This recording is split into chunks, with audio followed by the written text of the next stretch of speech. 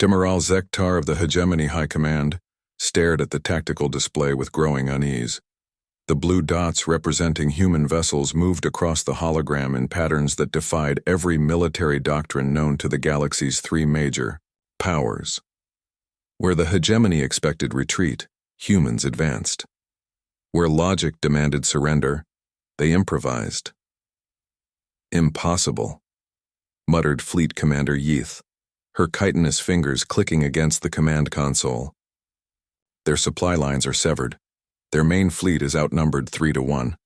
By all calculations, Terra should have surrendered weeks ago.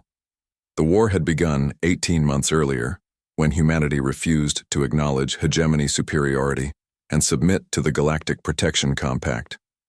The other species, the methodical Zeknari, the precise Yeathians, and the calculating Mortax, had agreed that humanity's stubborn independence posed a threat to galactic order. They possessed superior technology, overwhelming numbers, and eons of military experience. The humans had barely achieved faster-than-light travel 50 years prior. It should have been over in days. Instead, Admiral Chenwei sat in the cramped bridge of the UES Defiance, studying intelligence reports that would have broken lesser minds. Earth's orbital defenses had fallen. Luna Base was under siege. Mars Colony had gone dark 3 days ago. Yet somehow, her ragtag fleet of converted cargo haulers and outdated destroyers continued to harass hegemony forces across 7 star systems. "Ma'am," called Lieutenant Rodriguez from the communications station, "we're receiving surrender demands from the hegemony flagship again." Chen almost smiled. "Tell them we're still consulting our legal team about the terms." The joke wasn't entirely humor. While the hegemony had expected human forces to follow standard galactic warfare protocols, formal fleet engagements, territorial conquest, and eventual capitulation, humanity had responded with something entirely different. They had weaponized bureaucracy.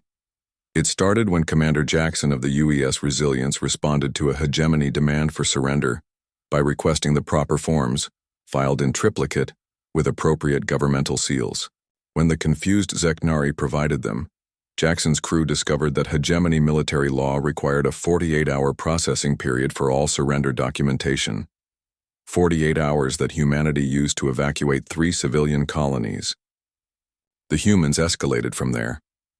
They cited hegemony regulations requiring prisoner-of-war accommodations that met specific nutritional and atmospheric requirements. Requirements that hegemony ships weren't equipped to handle for oxygen-breathing species. They demanded representation by lawyers certified in galactic maritime law, a field so obscure that only 17 beings in the galaxy held proper credentials. When hegemony forces attempted to bypass human bureaucratic warfare, they encountered the second surprise: human logistics. Captain Sarah Kim had been a supply chain manager for a major Earth corporation before the war. Now she commanded a fleet of merchant vessels that somehow always appeared where hegemony forces needed supplies the least. Her ships carried cargo containers labeled as medical supplies and humanitarian aid, technically accurate descriptions, for combat stimulants and ammunition. When hegemony forces interdicted her vessels, they found themselves drowning in paperwork. Each container required inspection according to 17 different Galactic Trade Commission regulations.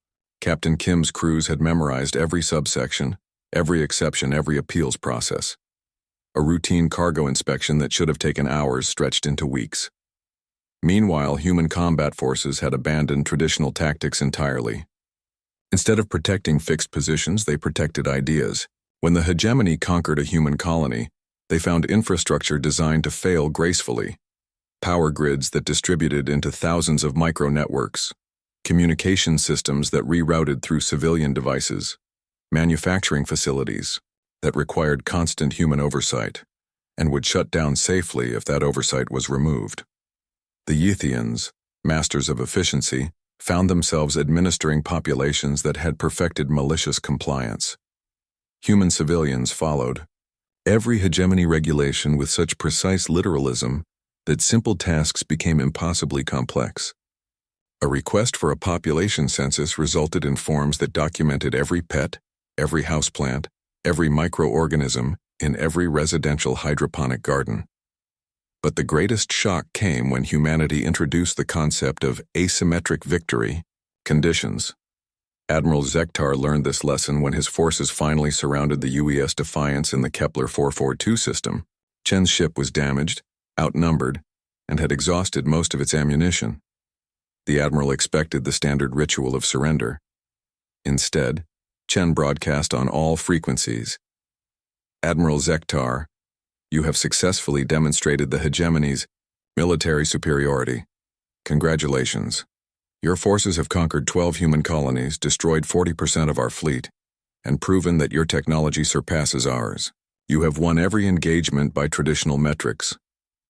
The hegemony admiral felt a moment of satisfaction before Chen continued. However, we've spent the last 18 months documenting every hegemony military tactic, every weapon system, every logistical requirement. We've learned your patrol routes, your supply schedules, your decision-making patterns. Most importantly, we've broadcast all of this information to every independent species in the galaxy. On Chen's signal, human ships throughout hegemony space began transmitting on frequencies monitored by the Corvani Republic, the Free Trader Alliance, and dozens of minor species who had been watching the war with interest.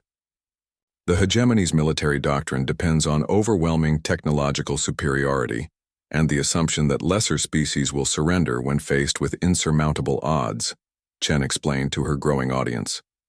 But we've just proven that technological superiority means nothing if your opponent refuses to play by your rules. The data streams showed everything: hegemony fleet positions, supply vulnerabilities, command protocols, even the personal habits of senior officers. 18 months of careful observation by a species that had elevated intelligence gathering into an art form. Admiral Zektar realized with growing horror that humanity had never intended to win the war by traditional means. They had been conducting the galaxy's most elaborate reconnaissance mission, using the hegemony's own aggression as cover. Within hours, Corvani ships appeared at the edges of hegemony space. The free traders began adjusting their routes to avoid hegemony patrols. Minor species started forming defensive alliances, armed with detailed knowledge of hegemony weaknesses. The hegemony had won every battle, but humanity had changed the nature of warfare itself. They had transformed conquest into exposure, defeat into intelligence gathering, and surrender into the ultimate strategic victory.